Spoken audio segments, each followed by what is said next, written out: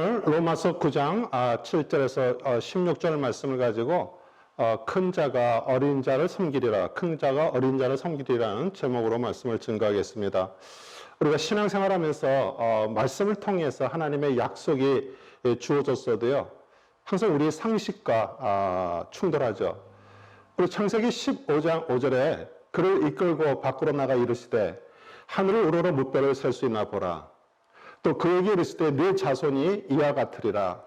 아브라함이 여호와를 믿으니 여호와께서 이를 그의 의로 여기시고, 분명히 약속이 주어졌지만 우리 임신할 수 없는 아내 사라가 자신이 애굽에 내려갔다 얻은 종 하갈을 아브라함에게 주어서 이스마엘을 얻게 했습니다. 우리 상식을 선택했습니다. 왜 우리가 하나님의 약속보다도 이렇게 상식을 선택할까요? 우리는 하나님을 전적으로 신뢰하지 않고 믿지 않기 때문이죠. 오늘 아브라함을 통해서 우리 간접 경험을 하게 하십니다. 하나님 믿지 않는 분이 저에게 어떻게 동정녀 처녀가 아기를 낳을 수 있습니까? 우리 신랑이 요셉 대신 아닌 다른 남자를 통해서 예수를 임신했겠죠. 이렇게 하고 저한테 얘기를 해요. 예수님 사역 당시에도요, 유대인들이 끊임없이 당신은 음란한 데서 출생하였다고 손가락질했습니다. 우리 성령 마리아를 임신시킨 그 하나님께서 여러분 안에 하나님의 아들을 탄생시킬 수 있는 있음을 믿습니까? 우리 상식을 뛰어넘는 그런 초자연적인 사건들이 여러분 안에 일어날 것을 믿습니까? 저는 오늘 말씀을 통해서 그 방법을 알려드리려 합니다. 우리 성령님의 도움을 간절히 간구하시기를 축원합니다. 우리 오늘 본 말씀 7절에 아브라함의 씨가 다 그 자녀가 아니라, 우리 아브라함의 첫째 아들은 이스마엘이었지만 육신을 따라 나왔고요, 둘째 아들 이삭만 약속의 자녀였습니다. 우리 이삭은 메시아 그리스도의 표상이었고요. 우리 바울은 갈라디아서 4장 23절에서 설명합니다. 우리 여종에게서는 육체를 따라 났고 자유 있는 여자에게는 약속으로 말미암았느니라. 우리 갈라디아에서 첫 아들 이스마엘을 시내산에서 모세가 받은 율법을 말합니다. 또 영적으로 말하면 우리의 육신의 행위로 태어난 우리 첫사람을 말합니다. 우리 자유 있는 여자는 자유 없는 종과 대비해서 우리 사라를 말하고요, 약속의 자녀인 씨를 통해 온 그 예수 그리스도께서 십자가에서 죽으시고 부활하셔서 우리를 구원한 그 은혜를 말하고요, 또 그 씨가 심겨져 변화받은 우리 둘째 사람, 속사람을 말합니다. 우리 8절은 그것을 설명합니다. 그 육신의 자녀가 하나님의 자녀가 아니라 오직 약속의 자녀가 씨로 여기심을 받느니라. 우리 창세기에서 아담과 하와가 낳은 그 첫 아들 가인은 우리 땅의 소상으로 제사를 드렸다라고 말씀하십니다. 우리 창세기 4장 3절은 말합니다. 땅의 소산 속에서 그 땅을 섬기는 이라는 뜻이 들어있죠. 우리의 첫사람을 말합니다. 우리 인간은 생태적으로 우리 땅에 발붙이고요, 또 땅에서 얻는 것을 위해 섬기죠. 우리 둘째 아들 아벨은 양의 첫 새끼와 그 기름을 제사로 드렸다라고 말씀하십니다. 우리 율법이 있기 전에도 여호와께서 지시하신 그 피의 제사를 우리 아벨은 알았습니다. 우리 히브리서 12장 24절은 그것을 말해주고 있습니다. 그 새 언약의 중보자이신 예수와 및 아벨의 피보다 더 나은 것을 말하는 뿌린 피니라. 우리 죽음으로 하나님의 뜻을 전한 그 그리스도의 표상이었습니다. 여기서 우리는 둘째 아들 아벨을 통해서 예수님과 함께 십자가에서 우리의 욕심과 정욕이 죽고 그리스도로 부활하여 우리 안에 심겨진 그리스도의 씨가 자라 점점 우리 둘째 사람, 속사람이 강건해지는 것을 말해주죠. 우리 자신의 노력과 열심으로 성공한 사람들이 사실 하나님을 믿기 어렵습니다. 그런 사람들은 누가 공짜로 뭘 준다 해도 받지 않고요, 또 받는 사람을 경멸합니다. 우리 자신의 의가 충만해 있죠. 우리 구원은 가치가 없어서가 아니라 돈이나 어떤 노력으로 얻을 수가 없어서 하나님께서 우리에게 공짜로 주시는 것입니다. 우리 옛말에 공짜라면 양잿물도 먹는다는 말이 있는데 왜 여기에는 해당되지 않는지 전 궁금하죠. 우리 교회 안에서도요, 자신이 구원받았다고 착각해서 그렇지 많은 성도님들이 아직 구원 밖에 있습니다. 아직 첫사람, 겉사람, 옛사람의 상태에 있죠. 그래서 구원받은 자처럼 보이려고 여러 가지 행위를 합니다. 하나님의 뜻이 그 행위로 말미암지 않고 우리 12절에 리브가가 이르시되 큰 자가 어린 자를 섬기라 하시나니 우리 이삭을 통해서 리브가가 쌍둥이를 임신했는데 태중에서 서로 싸웠습니다. 하나님께서 알려주셨어요.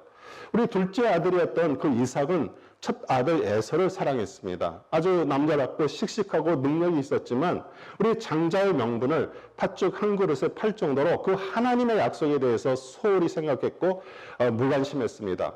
리브가는 하나님께서 야곱을 사랑하신다는 그 약속을 믿었지만 우리 육신으로 장자에게 주는 축복을 가르쳐서 야곱에게 주려고 깨를 쓰게 되고요. 또 첫 아들 에서가 야곱을 죽이려 한다는 것을 눈치채고 친정집으로 야곱을 보냈습니다. 우리 눈이 안 보이는 남편을 속여서 자신이 사랑하는 야곱에게 그 장자의 축복을 주려는 행위, 그리고 야곱은 그 이름처럼 교활한 자였고요. 욕심이 많은 자였기에 우리 인간의 눈으로 볼 때는 정말 지탄을 받아 마땅하죠. 그러나 그 하나님의 계획은 우리 사람의 생각과 뜻과 다릅니다. 13절에 기록된 바 내가 야곱을 사랑하고 에서는 미워하였다 하신 것 같으니라. 구약의 율법은 우리는 겉으로 지킬 수 있습니다. 우리 사람은 겉모습을 보고 있지만 하나님께서는 우리의 속마음을 보십니다. 우리 겉으로 보면 에서가 씩씩하고 괜찮아 보입니다. 우리 야곱은 형편없는 자였지만 이스라엘로 변화받은 우리 속사람을 말합니다. 우리 그리스도는 율법의 속을 채우러 오셨고요. 그리고 율법의 마침이 되셨습니다. 말라기 4장 마지막 절 6절은 우리 신약으로 연결시키는 말씀이죠. 우리 선지 엘리야를 보내신다라고 말씀하십니다. 예수님께서 사역 중에 그 선지 엘리야가 침례 요한임을 말씀하셨죠. 그가 아버지의 마음을 자녀에게로 돌이키게 하고 그 자녀의 마음을 그들의 아버지께로 돌이키게 하리라. 돌이키지 아니하면 두렵건대 내가 와서 저주로 그 땅을 칠까 하노라 하시니라. 우리 그리스도는 하나님의 아버지의 마음입니다. 그리고 그 마음이 우리에게 보내신 것이에요. 그 아버지의 마음, 그 그리스도가 씨가 우리 안에 심이 겨질 때 우리 하나님의 아들이 탄생되는 것이에요. 이제 하나님의 아들이 탄생되는 비결을 다시 또 알려드리겠습니다. 여호와 하나님은 첫 아들 가인을 받지 않으시고요. 우리 아벨을 받으셨어요. 우리 아브라함의 첫 아들 이스마엘을 받지 않으시고 이삭을 받으셨습니다. 우리 첫 아들 에서는 받지 않으시고 야곱을 받으셨습니다. 야곱은 요셉의 그 첫 아들 므낫세 대신 에브라임에게 장자의 축복을 주었어요. 우리 성경은 끊임없이 우리에게 무엇을 가르쳐 주시고 있습니까? 우리 하나님은 첫 아들, 첫사람, 옛사람, 겉사람을 받지 않으십니다. 우리 육신으로 자신의 능력으로 자신의 지혜로 가지고 살아가는 것, 그 첫사람을 받지 않으시고 비록 제 가운데 살았어도요, 능력이 없어도요, 지혜가 없어도요, 가진 것이 없어도요, 오직 심령이 가난한 자에게 약속이 임하게 됩니다. 우리 누가복음 18장 13절에 보면 세리는 멀리 서서 감히 눈을 들어 하늘을 쳐다보지도 못하고 다만 가슴을 치며 이르되 하나님이여 불쌍히 여기소서 나는 죄인이로소이다 하였느니라. 그 고백할 때 우리 그리스도께서 천국이 너의 것이라고 말씀하십니다. 즉 그 하나님의 택하심을 따라 하늘로부터 그리스도의 씨가 심겨져서 다시 태어나는 그 거듭난 사람, 새 사람, 속 사람을 받으십니다. 우리 큰 자, 그 첫 사람은 어린 자, 둘째 사람을 섬기죠. 우리 하늘부터 다시 태어나는 그 속 사람이 강건해짐으로 우리 겉사람, 옛사람의 그 욕심, 언어, 행동을 통제해서 우리 속 사람을 섬기는 것이 하나님의 뜻입니다.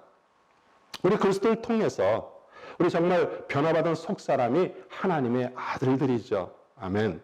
우리 14절에 그런지 우리가 무슨 말을 하리요? 하나님께 불의가 있느냐? 그럴 수 없느니라. 우리 인간의 생각과 하나님의 방법은 완전히 다르죠. 만약 하나님이 택한 백성 유대인들이 하나님의 뜻에 순종했다면 우리 복음이 이방인 우리들에게도 전해지지 않았습니다. 여러분과 저는 세상에서 말하는 제도는 짓지 않지만 아직 우리 옛사람에 속해 있는 그 육신에 있는 그 처리되지 않은 그 제 잔재들이 숨어 있습니다. 하나님은 완전하게 주님의 것이 돼서 완제품이 만들어지기를 원하세요. 그래서 우리가 통과하지 않은 그런 문제들을 항상 우리 앞에다가 데려다 놓으십니다. 즉 똑같은 문제들, 그 고난들이 우리의 삶에 일어나죠. 왜냐하면 그것을 통과해야 하나님의 아들들이 되기 때문이에요. 그러나 그것이 어렵기에 우리에게 성령님을 보내셔서 우리가 연약함을 알 때마다 도와주십니다. 우리 15절 모세에게 이르시되 내가 긍휼히 여길 자를 긍휼히 여기고 불쌍히 여길 자를 불쌍히 여기라 하셨으니, 우리 이사야 43장 25절에 보면 나 곧 나는 나를 위하여 내 허물을 도말하는 자니 내 죄를 기억하지 아니하리. 그 여기에서 도말이란 한자가 나오는데요. 도는 칠하다라는 뜻이죠. 도장한다. 그 말은 지우다라는 뜻입니다. 그 구약에 자신이 죄를 지었음을 깨닫고 인정하면 그 한 마리의 동물을 가지고 와서 제단에 와서 그 자신의 죄를 머리에 전가시키고요. 우리 제사장은 동물의 목을 칼로 찔러서 피를 내고 죽이죠. 그리고 그 피를 제단 뿔에 바릅니다. 그 죄를 피로 칠해서 없앤다는 뜻입니다. 우리 하나님께서 여러분과 저를 불쌍히 여기셔서 그 예수님께서 우리 죄를 제거하시기 위해서 자신의 십자가에서 피를 흘려 도말하시고 죽으셨습니다. 그것이 끝없는 사랑 긍휼이죠. 그런데 그것은 우리가 원한다고 또 얻는 것도 아니고요. 열심히 행위를 한다라고 되는 것도 아니라 정말 긍휼히 여기시는 하나님으로부터 얻게 되는 것이죠. 그것이 16절이에요. 그런지 원하는 자로 말미암도 아니요 다른 박제하는 자도 말미암도 아니요 오직 긍휼히 여기시는 자로 말미암 하나님으로 말미암느니라. 그러므로 그 선택의 원인은 우리 사람의 간절한 소원이나 부지런한 노력으로 되는 것이 아니고 오직 그리고 순전은 하나님의 값없는 은혜와 자비하심으로 돌리게 되는 것이죠. 우리 사랑하는 성도 여러분, 정말 큰 자가 어린 자를 섬기리라. 우리 큰 자 그 첫사람은 하나님께서 받지 않으십니다.